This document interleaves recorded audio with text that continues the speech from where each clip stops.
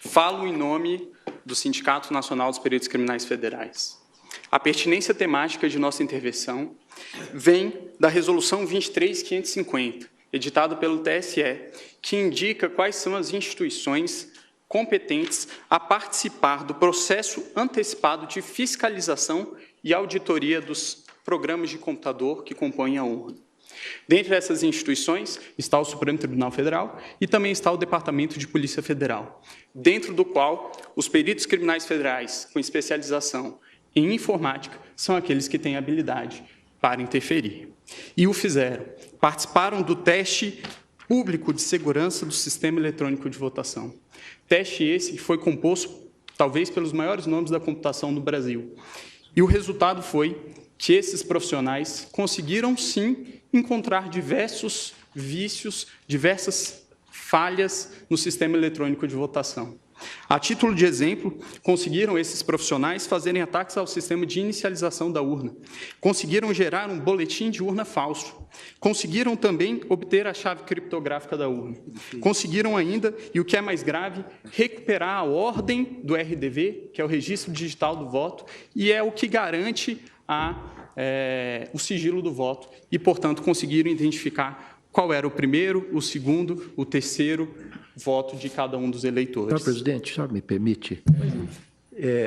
Eminente advogado, eu queria perguntar a Vossa Excelência se esse é um teste oficial, foi divulgado, sim, quando foi feito, como foi feito, sob os auspícios do TSE. O TSE já fez. Porque queria dizer a Vossa Excelência que, quando fui presidente do TSE, isso não significa absolutamente nenhuma antecipação de voto, opinião, nós fizemos uma auditoria pública por meio de edital, com personalidades que testaram a rigidez das urnas e que foram recrutadas, ou se habilitaram, melhor dizendo, a esse teste, pessoas oriundas da academia, das Forças Armadas, particulares, e naquela ocasião, depois de uma semana de testes intensivos, nenhuma falha nas urnas foi encontrada. Então, eu queria apenas que Vossa Excelência, se pudesse,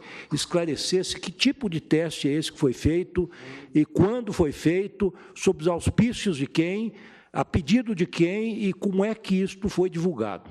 Os testes foram feitos... a participação, se possível, agregando a Vossa Excelência, do próprio Tribunal Superior Eleitoral, que faz esses chamamentos públicos diuturnamente. Os testes... Porque essa, senhor presidente, é uma imputação muito séria. Da maior gravidade. Da maior gravidade. Séria, e precisa verificar a verossimilhança disso. Eu estou impedido, senhor presidente, que eu formulei um pedido nas informações, mas eu queria apenas esclarecer que há menos de um mês foi realizado o último teste. Isso. Todos os processos eleitorais são feitos. E eu queria saber se foi nesse teste que... Teste de 2017 e de 2016. Sim. Agora, principalmente foi encontrado pelo... tribuna é um dever do advogado. Pelo grupo G4, que é o grupo do advogado Peixinho, do perito Peixinho, pelo grupo também do professor Diego Aranha, da Unicamp, e também pelo grupo do professor Dourado Rezende. Ok? Se o relatório do TSE... Para deixar isso claro, o TSE, com licença do advogado, o TSE, a rigor, sempre fez esses testes. Todos os chamamentos são feitos. E isso está, inclusive, nos atos normativos que balizam toda essa questão. E houve, de fato, e o tribunal sempre chamou, na verdade, chama os melhores hackers, os melhores peritos, para fazerem esse teste em nome 2008. Da segurança do sistema. E depois faz o reteste, de modo que isto, neste caso, inclusive, o tribunal reconheceu o trabalho do professor Diego Aranha, que conseguiu progresso, mostrou falhas e depois houve a reprogramação. De modo que isso é absolutamente normal e só mostra a seriedade com que o TSE tem se havido nesse tipo de matéria. É absolutamente rotineiro isso que se faz. Mas só para efeito de...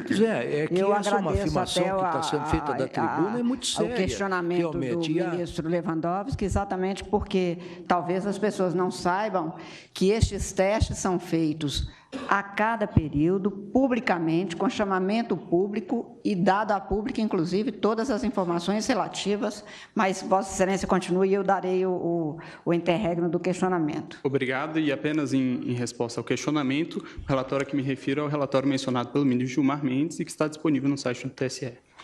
A minha indagação, o último reteste feito é de 2018, esses dados? 2017. 2017. 2016, 2009, 10, 16 e 17.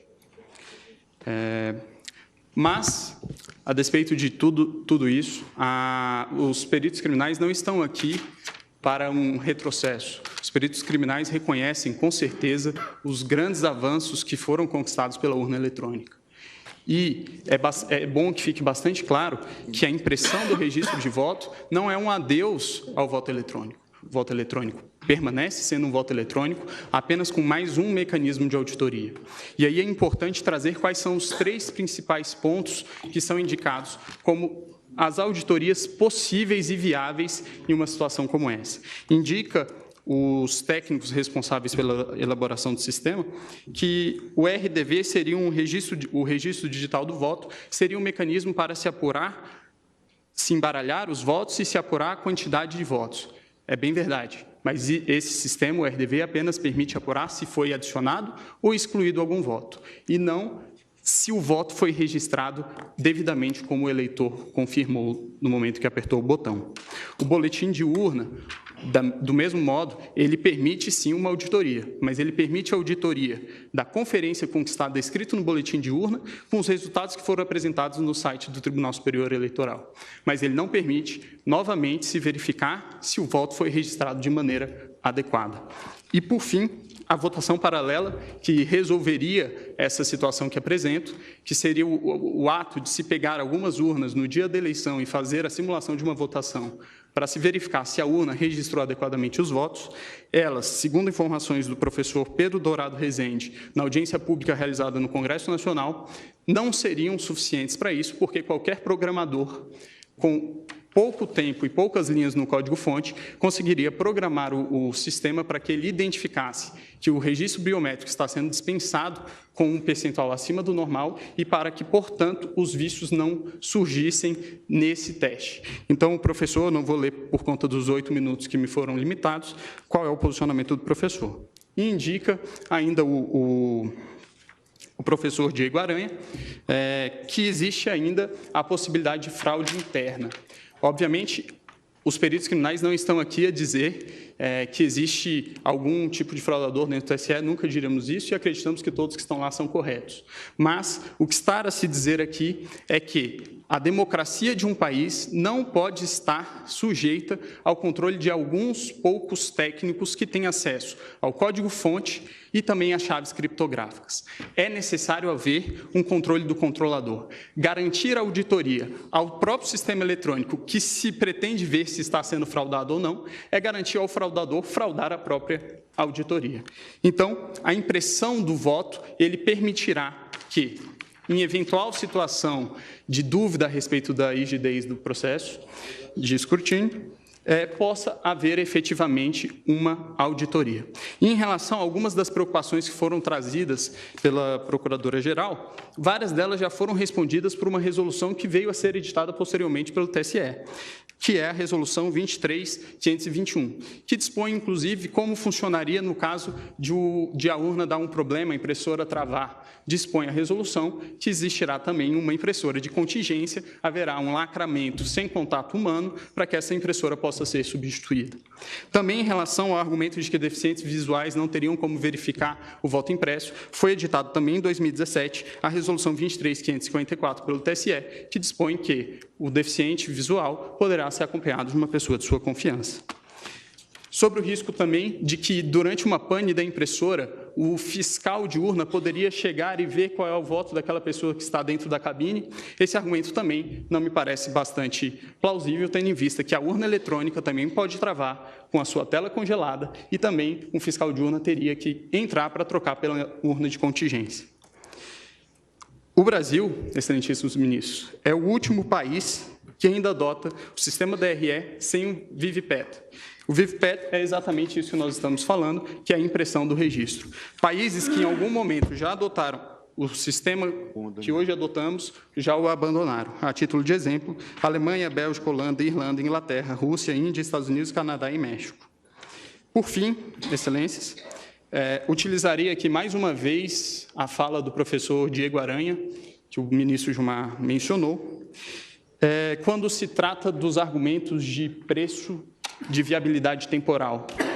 E aí eu vou tomar a liberdade de ler nesses meus últimos minutos. Diz o professor: é inegociável a existência de um registro físico para fins de transparência. Em situações de vitórias cada vez mais apertadas, não se pode ter dúvida sobre o resultado correto das apurações. Sobre a questão orçamentária, eu gostaria de finalizar dizendo que a possibilidade de auditoria de uma eleição não deveria ter preço. Esse é o requisito de qualquer eleição, provar para os participantes que o resultado é acurado e honesto. Isso não deveria ser negociável. A discussão, se não é possível acomodar no sistema atual brasileiro, para que ele possa ser transparente, inverte completamente a sequência lógica das coisas. Transparência é um requisito. E ainda em relação ao preço, são vários os exemplos que podem ser encontrados na rede mundial de computadores de gastos semelhantes com coisas que, acredito eu, não tragam tantos benefícios à democracia do país. A título de exemplo, o governo federal gastou 800 milhões de reais em publicidade no ano de 2017. O valor estimado para a impressão do voto, é de 2 bilhões de reais. Por fim, inexiste inconstitucionalidade no dispositivo. O dispositivo, a nosso ver, apenas torna mais constitucional o estado de coisas constitucional que já existe, e é nesse sentido que os peritos criminais federais requerem seja julgado improcedente os pedidos da inicial. Agradeço a atenção de todos.